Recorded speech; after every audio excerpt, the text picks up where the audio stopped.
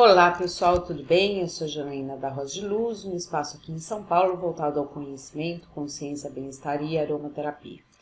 Hoje eu estou aqui para falar para vocês sobre o livro de Química Essencial para Aromaterapia. Ele é da Sui Clark, a tradução foi da Renata Padim e teve inclusive revisão da Patrícia Barragan, que promove, você já deve ter visto ela nas lives da Lazo. Essa é a primeira edição, ela foi lançada em dezembro agora de 2020 e tem 432 páginas. Sui Clark foi professora da Universidade de Salford e hoje é jornalista freelancer. Como professora, ela já destaca no prefácio do livro a preocupação com os programas de treinamento em terapias complementares, a relação com os aspectos científicos e até mesmo a defesa da autorregulamentação da profissão. Pontos que ela mesma cita que podem tornar essa profissão vulnerável. É uma discussão, inclusive, que não é só preocupação dela no Reino Unido, mas aqui também no Brasil vem sendo pauta da Abraroma, da Associação Brasileira de Aromaterapia. E até de uma mesa redonda que eu participei com outras colegas nós fomos as primeiras a serem certificadas no Brasil. Só para deixar um parênteses, né, de como é importante essa discussão, e o tema é motivo de preocupação em vários países, né? Ela mesma enfatiza no livro que o treinamento é identificado como de importância primordial e que há solicitações lá no Reino Unido para que haja uma parceria entre instituições de ensino superior e profissões regulamentadas para atuar como órgãos de validação a fim de garantir que sejam atendidos os padrões de treinamento e competência, né? Eu falei, inclusive, sobre esse risco recentemente num post que eu escrevi no blog da Rosa de Luz, né, sobre a importância que eu acho do 7 aroma. Então, se tiver interesse, entra lá depois no site da Rosa de Luz e dá uma lida e reflita sobre isso. Voltando ao livro, ela cita que os óleos utilizados na aromaterapia são uma mistura potente de produtos químicos com inúmeras propriedades e reações e que devem ser manuseados com cautela e de forma controlada, né? Até por isso que ela tem essa preocupação com relação à formação entre os profissionais.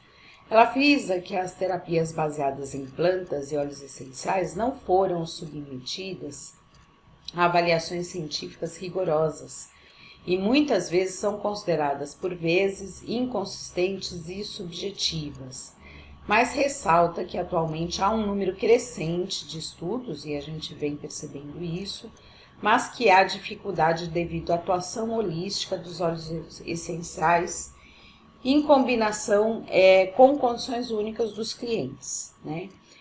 E aí, no capítulo 1, ela inicia, então, a explicação dos fundamentos da química, começando pelo beabá da química mesmo, explicando átomos, moléculas em diferentes estados, tipos de ligações iônicas, covalentes. E uma coisa que é bacana é que durante o livro todo, ela traz alguns quadrinhos que ela chama de fato aromático. Então, mesmo que ela esteja falando de outro tema, ela traz ali algo que é relevante, que ela quer enfatizar com relação dentro da aromaterapia, né?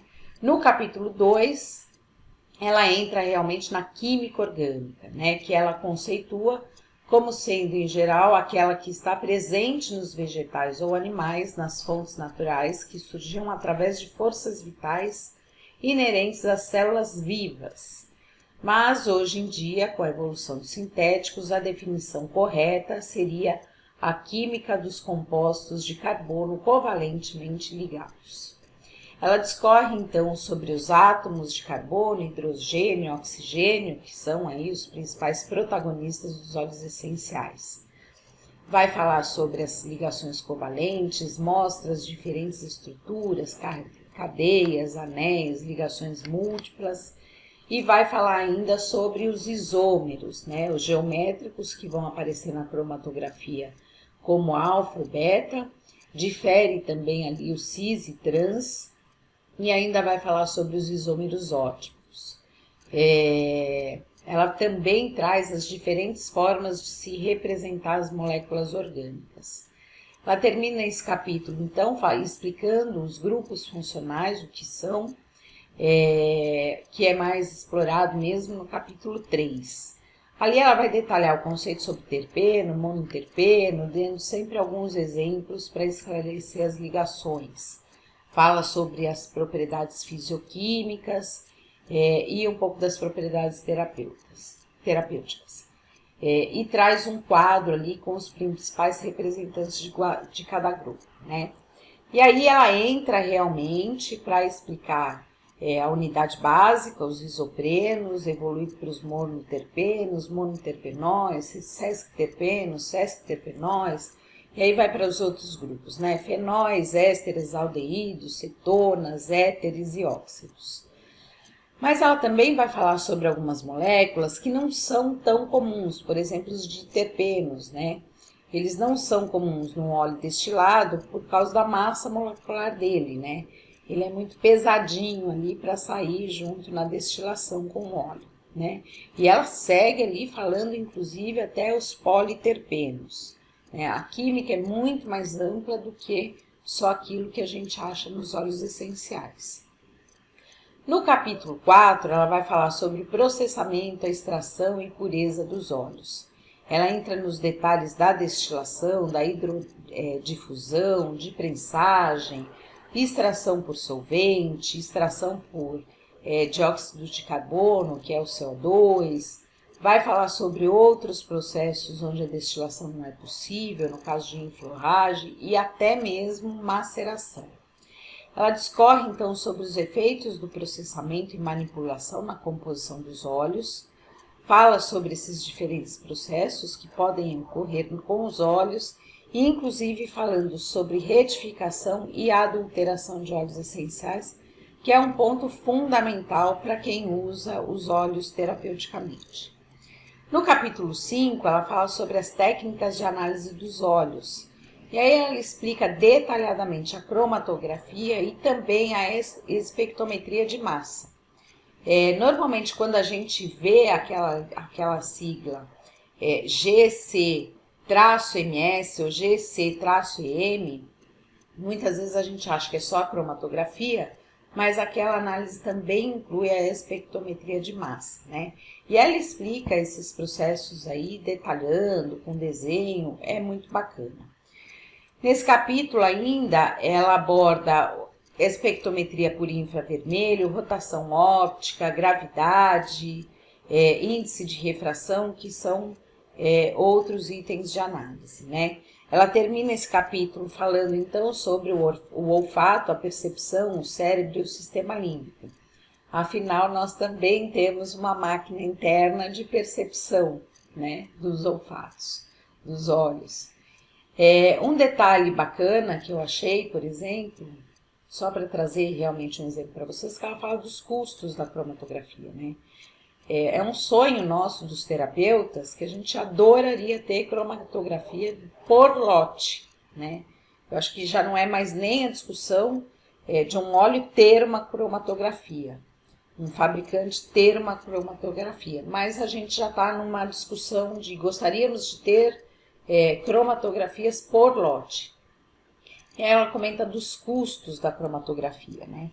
Que conforme a leitura de quantidade de componentes, eles vão aumentando. Tem pessoas que às vezes contratam só para ler os 5 componentes principais, né? Mas esse valor vai aumentando e aí a gente entende também o lado do fornecedor, que diz que não é possível fazer uma cromatografia para cada lote de produto, né? No capítulo 6, ela fala sobre conceitos de saúde, doença, terapia, mas o foco principal aqui na realidade são as diferentes e excessivas fontes de informação nos dias de hoje, né? A confiabilidade ou não, e aliás ela fala, né, que ela comenta que a multiplicidade de informações, combinada com o interesse na nossa saúde, nos leva a um grupo de pessoas bem conhecidos, os hipocondríacos. Algo que talvez a gente precise refletir sobre isso. Ela detalha um pouco os diferentes métodos de pesquisa, ensaio clínico, mas ela também fala sobre a dificuldade de se aplicar esse tipo de metodologia no caso da aromaterapia. Começando pela composição dos óleos, que pode ter variação por inúmeras razões, né? E indo até o fato de que é impossível padronizar a interação entre cliente e terapeuta, que esse é um fator muito significativo na experiência e no resultado do tratamento. No capítulo 7, ela fala sobre a questão de qualidade e composição dos óleos.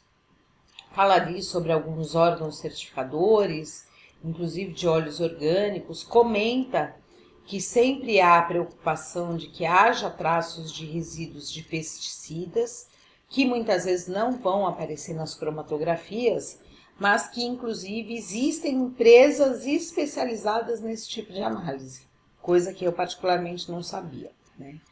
Ela fala sobre os conceitos também de sinergismo e mitigação, lembrando que a própria composição do óleo é uma sinergia, né? Uma sinergia ali de, às vezes, 300 componentes. E essa combinação, em geral, ela acaba possuindo menos efeitos colaterais do que um componente isolado, né? Quimicamente isolado. Ela dá alguns exemplos bem bacanas, no caso das cetonas, que se isoladas elas são tóxicas, mas que na maioria dos óleos elas são seguros, né? Exemplo, a cânfora, nos óleos de alecrim, lavandim e outros. Lógico que a gente vai ter alguma restrição, mas essa restrição não chega nem perto de uma cânfora, por exemplo, isolada. Fala sobre também o conceito de mitigação, que é quando um componente ele suprime o efeito prejudicial de outro, né? E aí ela dá um exemplo ali, alguns exemplos, um deles é o aldeído citral, que se isolado também é super irritante, sensibilizante, topicamente falando, mas que no limão, por exemplo, esse efeito do citral ele é reduzido devido à presença do D-limoneno e do alfa-pineno. Ela traz ainda nessa análise, traz uma análise de 35 óleos essenciais, onde ela vai trazer as cromatografias, os principais usos, e aí às vezes ela conceitua algumas diferenças entre espécies que é muito bacana. Um exemplo que ela traz é a lavanda, né? Ela fala da lavanda angustifolia, que é a lavanda fina, a lavanda latifolia, que é conhecida como lavanda spike, e o lavandim. Então, ela traz ali alguns quadros comparativos. No fim desse capítulo, ela fala sobre os carreadores, a estrutura molecular dos carreadores e as propriedades. Ela vai falar ali um pouco também, brevemente, sobre argila, bases cosméticas para diluição dos óleos e até um pouquinho sobre hidrolatos. Aí ela segue falando sobre manuseio, segurança, recipientes, vedação, temperatura de armazenamento, inflamabilidade. Muita gente não sabe, cheguei a discutir outro dia até com uma professora que os óleos são inflamáveis. A questão de derramamento, rotulagem, legislação.